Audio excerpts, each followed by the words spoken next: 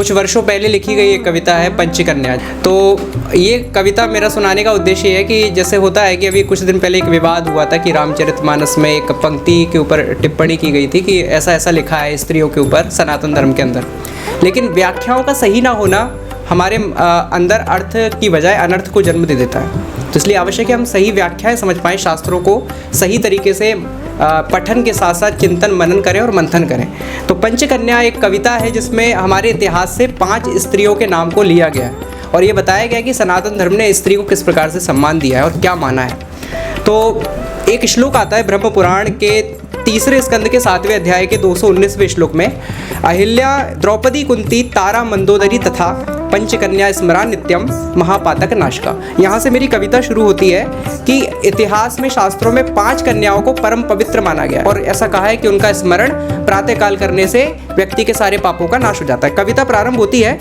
महारत्न कहकर नारी का भारत ने सम्मान किया, महारत्न कहकर नारी का भारत ने सम्मान किया, है परम पुनीत पंचकन्या शास्त्रों ने जिनका गान किया, है प्रथम अहिल्या ब्रह्मसुता,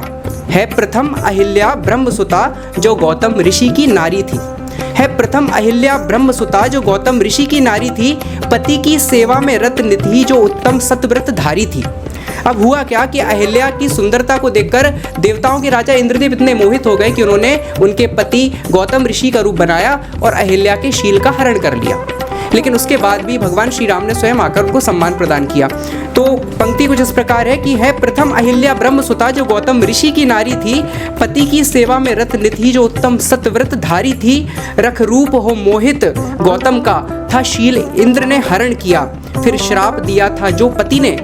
उसको सहर्षता वर्ण किया, प्रभु की प्रतीक्षा में नारी बन गई एक पाषाण शिला, प्रभु की प्रतीक्षा में नारी बन गई एक पाषाण शिला, जब राम स्वयं वन में आए तब उसको था सम्मान मिला। हो दुराचार जिसके भी संग में त्याज नहीं वो नारी है। क्या होता है समाज में जिसके साथ दुराचार होता है उसको एक निकृष्ट निगाहों से देखा जाने लगता है समाज के अंदर उस स्त्री को, लेकिन भगवान राम ने यहाँ पर ये संदेश दिया कि हो दुराचार जिसके भी संग में त्याज नहीं वो नारी है, वह स्त्री तो जगदीश्वर की भी करुणा की अधिकारी है, वह स्त्री तो जगदीश्वर की भी करुणा की अधिकारी है।